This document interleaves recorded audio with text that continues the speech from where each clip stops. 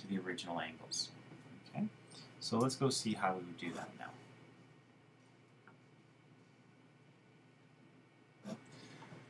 So here we are, we're on page 198, and it's asking us to determine the measure of all angles that satisfy the following use diagrams in your explanation. So we have sine theta is equal to 0.879, and they want to know where is this true for every situation between 0 and 2 pi.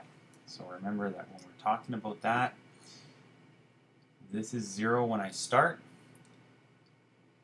I go all the way around here. This area here is pi, and as I continue around and loop back, I've done a negative switch of pi, but I've gone 2 lengths of pi. So when I go all the way around, that's 2 pi. So they're just asking, when they say it like this, they just want to know where are all the points in the circle where sine theta is equal to 0.879. Okay? Okay, so the last thing we need to do is figure out how to take a given value in radians and reverse it. They want to know every point within the circle that could be. Now, when we first only positive y values, that can be true, because any of the negative y values would have given us a negative value there. And if you need to remember why that's the case, keep in mind that y over 1, or rather y over radius, is how you get sine theta. So if sine theta is positive and you're working with a unit circle, then only values up here in this area of the circle can be true for a positive result. Okay, so what we know is we're going to have some angle here and possibly some angle in the other one that's going to be true for the response. So for sine theta equals 0.879, I need to try and reverse this to get theta back. So I need to figure out what's theta.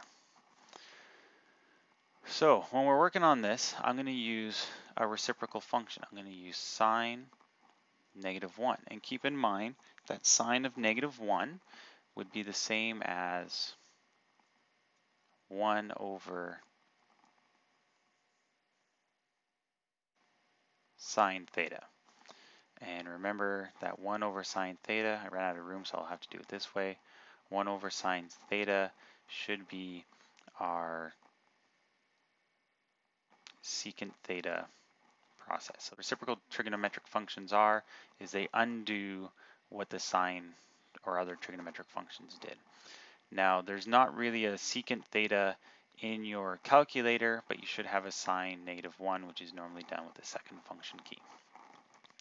So I'm going to take sine -1 of 0.879. Now, why did I do that? Well, sine of theta is equal to this. So sine negative of that answer will give me theta. So let's go back to the calculator. So when I'm looking at this, you'll see I don't have a secant option on here, nor do I have a sine -1 function. But what I'll do, let's start by typing in the value that I'm dealing with. And on my calculator, this is the second function key, so I'll hit that, and it gives me all of my reverse functions, and here's my sine of -1. So I click sine of -1, and this is telling me that it's 61.523. Now, that doesn't necessarily look right. That's a little bit too big, and here's why. If we take a look here, it's telling me to do the answer in radians. But take a note, mine here is in degrees. So if that happens to you guys, you get some number that's not matching the book or things don't work, check, and you'll see mine has to be in radians. So I switched to radians, but I'm going to have to do this one more time. So the correct answer is going to be here that theta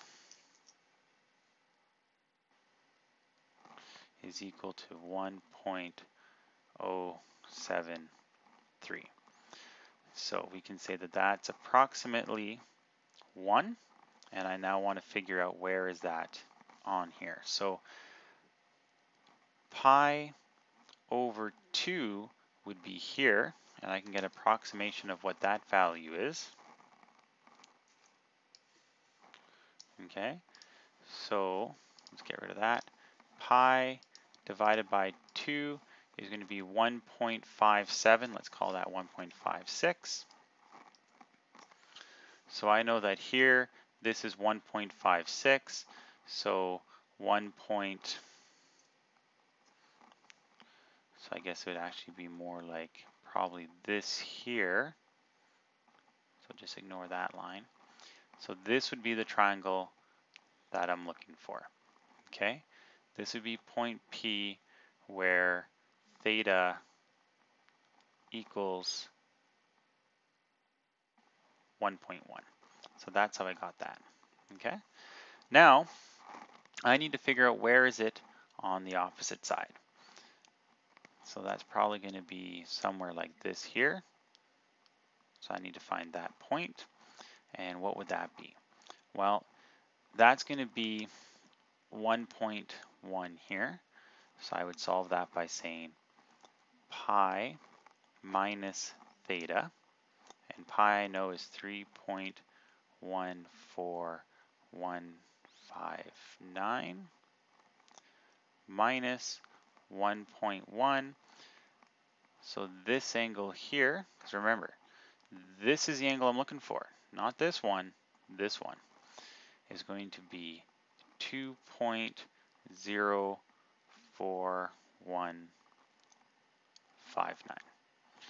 So I have two possible answers. I have one in quadrant 1, which is approximately 1.1. That's what we found here. Theta is 1.1 in quadrant 1, and in quadrant 2 is going to be 2.04159. So I could say that. So quadrant 1 is equal to 1.1, quadrant 2 is equal to, and we'll just do these all into one decimal place, is 2.0. So that's how we did these. We're just reversing back. The biggest trick when you're doing these is to remember, if it gives you in degrees, like here on B it's saying degrees, make sure you switch your calculator back to degrees. If you're talking in radians, such as you did in A, or what these two down here would be, those have to be in radians. Okay, so that's the biggest trick to remember, and that's basically all we're doing in this chapter. There's a few more examples in your book, and then we go on to some of the problems. So what I'll ask you to do, take a look at page 201.